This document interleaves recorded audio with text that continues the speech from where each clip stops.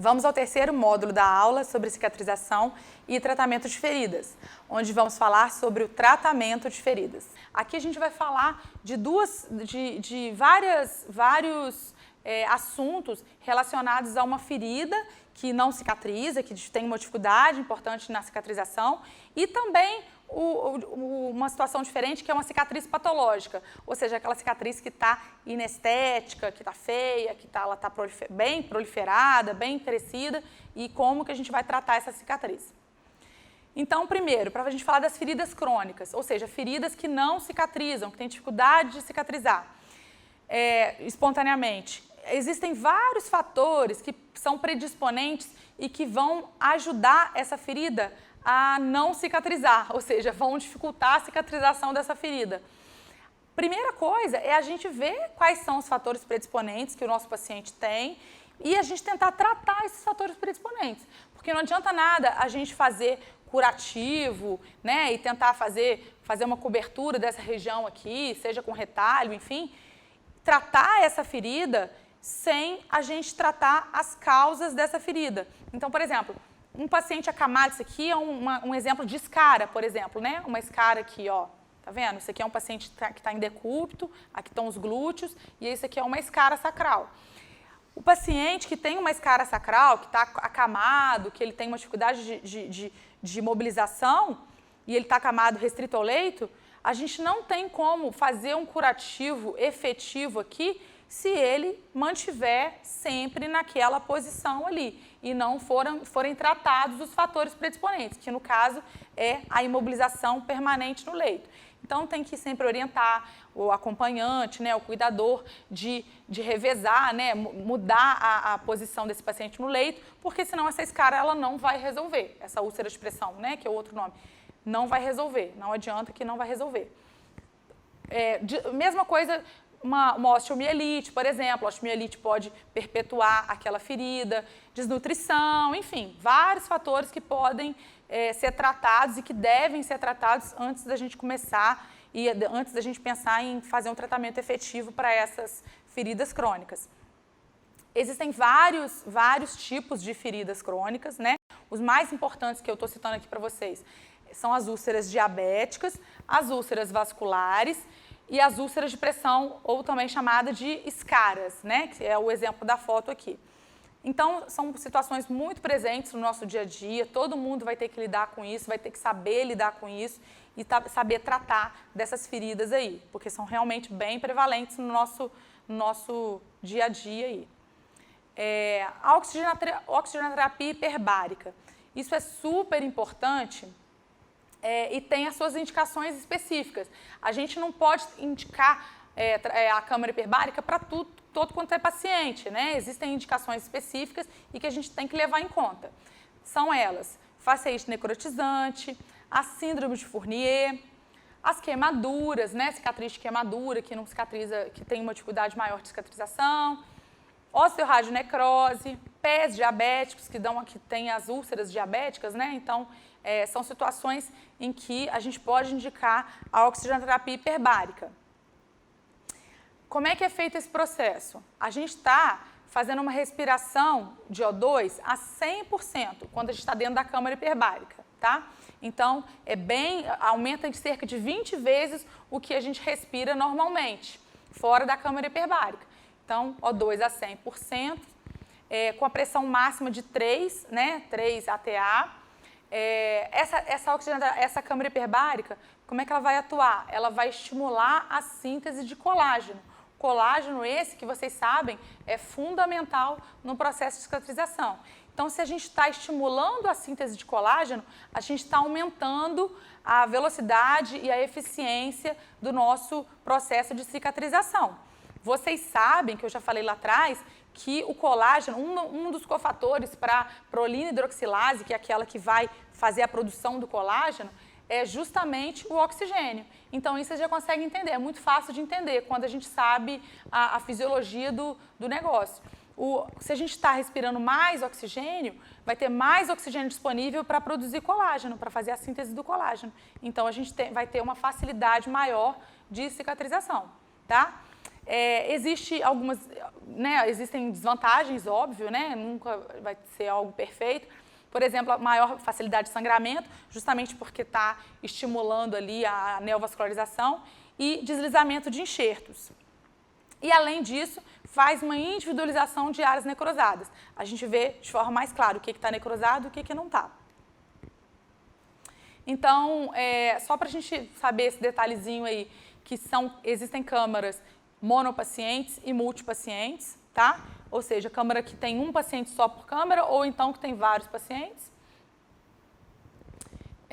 E agora a gente falando um pouquinho de cicatriz patológica, tá? A gente pulou a parte de... Passamos da parte de ferida crônica, que tem dificuldade de cicatrização, para a gente chegar na parte de cicatriz patológica. Ou seja, aquela cicatriz que tem uma facilidade grande de cicatrização, digamos assim, e há uma proliferação maior de colágeno, justamente por uma hiperproliferação de fibroblastos, como vocês estão vendo aí na primeira linha, tá? Fibroblastos esses que produzem colágeno.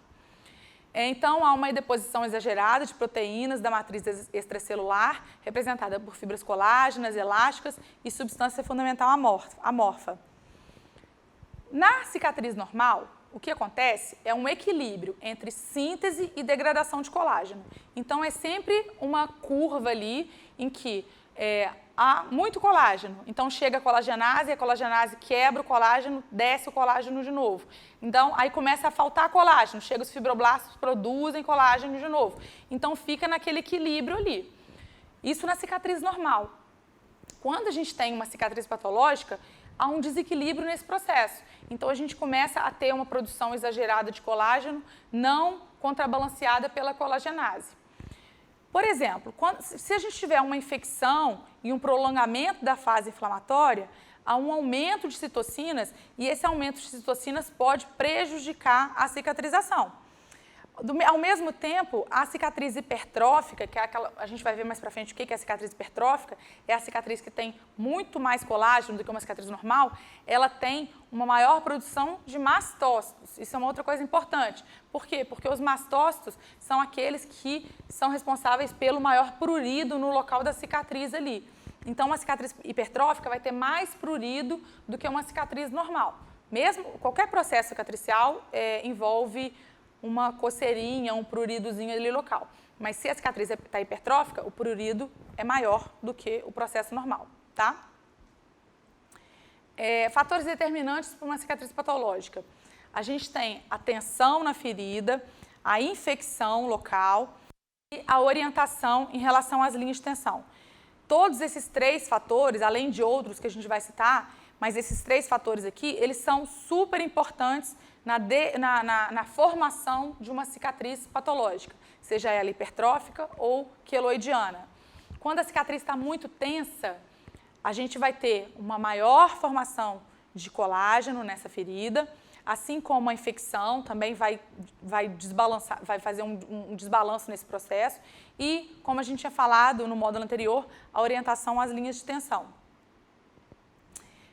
Além disso, a gente tem outros fatores que não estão ligados à nossa técnica cirúrgica. Então, independente de ser um cirurgião ótimo, com ótima técnica cirúrgica, que está fazendo uma cicatriz ali no paciente, se a gente tiver um paciente que tem uma tendência maior a fazer cicatriz hipertrófica e queloide, ele vai fazer esse processo, ele vai fazer essa cicatriz patológica, mesmo se for o cirurgião perfeito, tá? Por exemplo, a raça negra, tá? A gente está vendo aqui, né?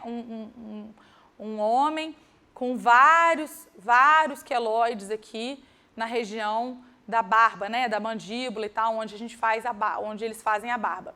O que acontece? A raça negra, só para vocês lembrarem, a raça negra, ela tem uma predisposição para queloide muito maior do que a raça branca, tá? Assim como os orientais também, isso pode cair em prova, que é um detalhezinho. Negro todo mundo lembra, porque é uma coisa mais batida, que o negro tem tendência maior a queloide. Mas os orientais, eles também têm essa tendência maior a queloide, tá? Isso é importante vocês lembrarem. Outra coisa, a idade. Idade também é importante. Uma pessoa, um jovem, ou seja, aquele indivíduo que está passando pelo processo de puberdade, ou então a gestante também, que é uma outra situação em que aumenta a situação aumenta a predisposição para queloide. Isso é importante. O jovem faz mais queloide do que aquele indivíduo mais velho, assim como a gestante. E a topografia. Existem topografias e localizações do nosso corpo que têm mais tendência queloide do que outras. Por exemplo, a região external, tá? Então, ali acima, a pele que está localizada acima do externo. Essa região ela tem uma predisposição para queloide assim, enorme, quando comparada a outras regiões, como, por exemplo, a face da pessoa. Indivíduos que não têm uma tendência queloide, às vezes faz uma cicatriz na face que evolui de forma excelente, mas esse mesmo indivíduo, se tiver uma cicatriz no externo, essa cicatriz vai gerar um queloide. Em relação à cicatriz hipertrófica, como é que a gente vai identificar uma cicatriz hipertrófica? Ela vai ser uma cicatriz elevada, uma cicatriz tensa, com esse detalhe aqui, que a cicatriz está confinada às margens da lesão inicial. Eu vou mostrar uma foto para vocês que vocês vão entender melhor o que significa isso. Tá? Então, é uma cicatriz que a gente tem a cicatriz original, a lesão inicial, formou uma cicatriz ali e ela vai crescer, ficar elevada, ficar dura, tensa e tal, mas ela não vai se expandir para fora daquela região ali onde teve a cicatriz original. Vou mostrar para vocês. Ela tende à regressão espontânea de forma frequente, tá? Então é uma cicatriz que a gente tem que observar, porque às vezes ela vai involuir de forma espontânea. E o que a gente observa na derme reticular é que há a presença de fibras colágenas organizadas em fibras paralelas, tá? Já o queloide é uma cicatriz que também é elevada e tensa, mas ela é mais pruriginosa e mais dolorosa do que a cicatriz hipertrófica, tá? É um processo mais avançado do que a cicatriz hipertrófica. Então, extrapola os limites do dano cutâneo e forma verdadeiras massas tumorais. Isso é a principal forma da gente diferenciar uma cicatriz hipertrófica de um queloide. É essa questão da extrapolação dos limites da cicatriz original, tá? Ocorre somente em seres humanos, tá? Né? Outros indivíduos não apresentam essa particularidade. E na derme reticular o que a gente observa são fibras colágenas organizadas em nódulos irregulares. Justamente por isso que a gente vê externamente realmente a formação de uma massa tumoral. Essa tabelinha aqui é só para a gente ter uma ideia da diferença de uma para outra. Na cicatriz hipertrófica a gente tem fibroblastos alfa-SMA positivos, no queloide poucos fibroblastos alfa-SMA positivos. Na cicatriz hipertrófica, as fibras colágenas são orientadas ao acaso, diferente aqui do queloide, fibras colágenas mais espessas, sem formar feixes. Na cicatriz hipertrófica, existem miofibroblastos e fibras elásticas, e no queloide não tem miofibroblastos e raras fibras elásticas. A cicatriz hipertrófica, em termos de abordagem, aguardar no mínimo 6 meses, porque a cicatriz hipertrófica ela pode regredir, tá?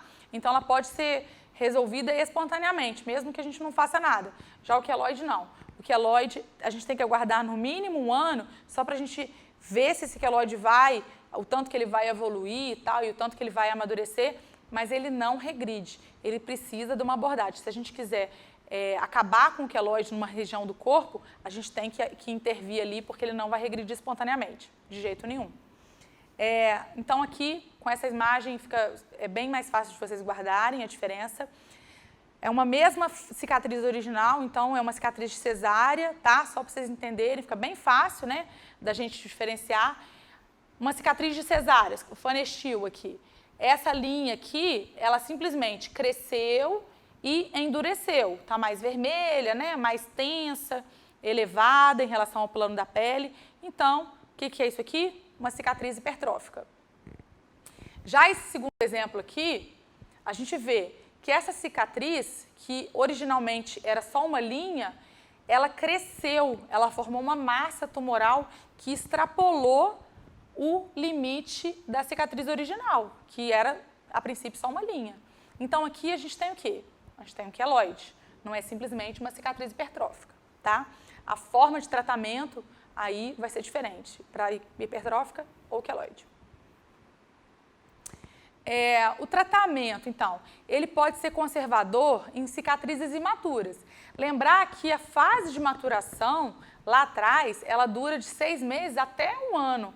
Então, nesse processo, a gente tem que simplesmente observar essa cicatriz para ela terminar esse processo de maturação, para aí sim a gente ver como que a gente vai tratar, tá? Então, o tratamento cirúrgico, ele tem que ser realmente optado por ele após completado esse período de maturação, que vai de 6 a 12 meses, tá? No queloide, se a gente está abordando um queloide, a monoterapia no queloide tem uma taxa de recorrência de 45% a 100%. Tá? Então, é uma coisa bem alta, uma forma de recidiva bem alta. Então, a gente nunca vai abordar o queloide com uma monoterapia, ou seja, simplesmente fazendo uma cirurgia, né? A gente vai simplesmente operar esse paciente e deixar para lá. Se a gente fizer isso, o queloide vai voltar, tá? Porque é uma monoterapia que vai fazer uma recidiva muito alta daquela cicatriz queloidiana que estava presente. Então, a gente sempre tem que pensar em conciliar tratamento conservador com tratamento clínico, né? Com o tratamento cirúrgico. Tratamento clínico mais tratamento cirúrgico. Essa é a melhor forma da gente abordar essa cicatriz patológica. No caso dos corticoides, é muito usado, né? Hoje em dia, a gente tem aqui a triancinolona em apresentação de 20 mg por ml ou 40 mg por ml. Ela vai ser uma das principais formas da gente abordar essa cicatriz queloidiana. O que ela faz? Ela diminui o TGF-beta. Se vocês lembrarem lá atrás, eu falei que a principal citocina que a gente tem que lembrar no processo cicatricial é exatamente o TGF-beta. Então, aqui a gente vê o corticoide atuando nesse TGF-beta, diminuindo a produção de TGF-beta e justamente para diminuir a produção da cicatriz ali, a produção de colágeno e tal, e diminuindo a cicatriz. Além disso, ela vai diminuir a macroglobulina 2 e aumentar a colagenase. É muito fácil de vocês entenderem que se o corticoide aumenta a colagenase, ele está aumentando a enzima que vai quebrar o colágeno. Então, ele está quebrando o colágeno, justamente que é o processo de formação da cicatriz patológica. Muito colágeno, se a gente tem a atuação da colagenase, a gente vai diminuir a produção desse colágeno. Então, o tratamento padrão, quando a gente está optando aí pela terapia com triacinolona, 40 mg por ml, diluído em lidocaína, que é o anestésico, né, a 2%, sem vasoconstritor, na proporção de 1:1 intralesional. Isso, claro, que é uma das formas da gente tratar com a infiltração de triacinolona. Isso varia muito, né, a conduta, tem gente que faz a triacinolona de 20 mg por ml pura, tem gente que não associa com lidocaína, enfim, isso aqui é só uma sugestão de tratamento para vocês. Um intervalo de 2 a 4 semanas entre as aplicações, normalmente uma aplicação só não é o suficiente para a gente abordar um queloide, uma cicatriz queloidiana, a gente faz então várias infiltrações com esses intervalos. O local de infiltração dessa triacinolona é na derme papilar, que é exatamente onde a colagenase é produzida, tá? Já que a gente vai atuar na colagenase, a gente tem que filtrar ali no local onde ela é produzida. Evitar a injeção no subcutâneo, porque quando a gente injeta no subcutâneo, a gente promove esses efeitos colaterais aí. Atrofia de pele, despigmentação, telangiectasia. Então, a gente tem que filtrar no local correto, que é a derme papilar.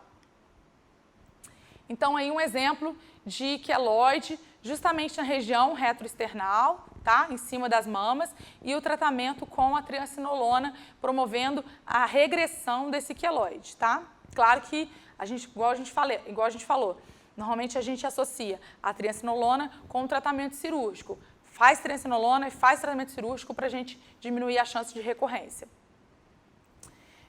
O silicone é também uma outra forma da gente diminuir essa cicatriz patológica. Ele pode ser na forma de gel ou na forma de placa. Isso aí varia conforme a indicação, conforme o hábito do médico que está indicando.